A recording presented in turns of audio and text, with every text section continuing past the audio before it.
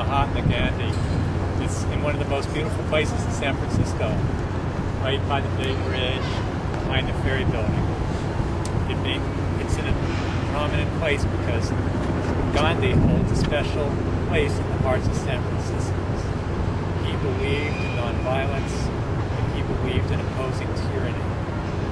And I think he has an important message, which I hope you will consider when you're thinking about this coming election. Gandhi's great contribution to humanity was he overcame almost single-handedly with his nonviolent leadership the tyrannical occupation of his country by both the progressive and conservative wings of the British political establishment that had ruled his country for over 300 years. The progressives in Britain, just like the progressives here, believed that India needed to be ruled by the British because if they were to leave India, there would be tremendous violence and suffering. And Gandhi stood up to that belief and said, no, we, the Indians, have to decide our own fate. And only we deciding our fate and finding love for each other, not through the barrel of the gun, but through nonviolence, will we solve our problems.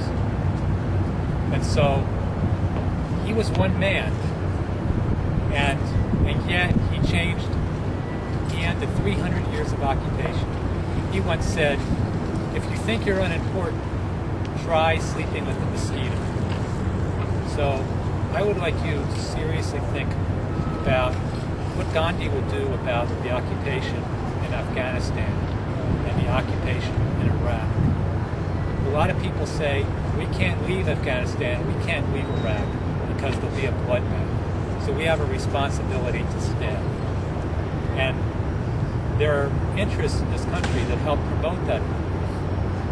The British interests were the East India Company. The American interests are Halliburton and the bankers who control all the other corporations that are making fortunes on the contracts and on the oil in Iraq, and potentially on the oil in Iraq. And there are other interests that think that we have to stay in Iraq to protect other states.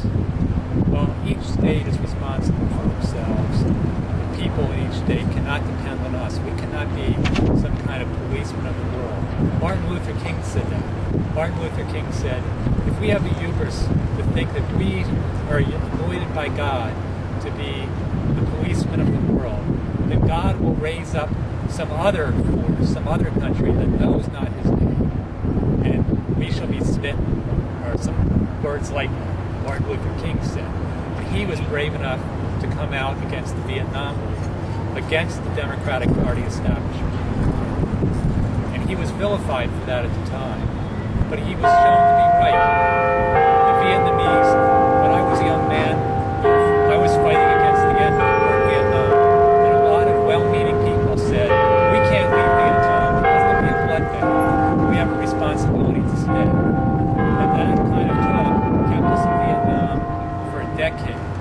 Cost millions of people their lives, and 50,000 American soldiers their lives, and countless soldiers their arms and their legs and their eyes. So please heed the lessons of Vietnam. Vietnamese have found their way. They're now a peaceful country. They now are trading with us and prosperous, and have learned, accepted other ideas on how to run their society because they accepted it themselves. They cannot be told how to behave. They could not be told how to behave and what to believe with the barrel of an American gun. Neither can the Iraqis or the Afghans. They're going to have to find their way. And it's time for us, San Franciscans, to take the lead in bringing about peace in the world by voting for people who will only vote to bring our troops home as soon as possible. Not just from Afghanistan, Vietnam, Pakistan, from Japan, from Europe, from Turkmenistan, and all the other countries, these 700 bases that we have, so that we can be a nation at peace and concentrate on the problems that we have here and not pretend like we are better than the rest of the world. We have to tell the rest of the world what to do. So I ask you to study Gandhi's history in India, compare it to the history today, and think about your vote in November. Thank you.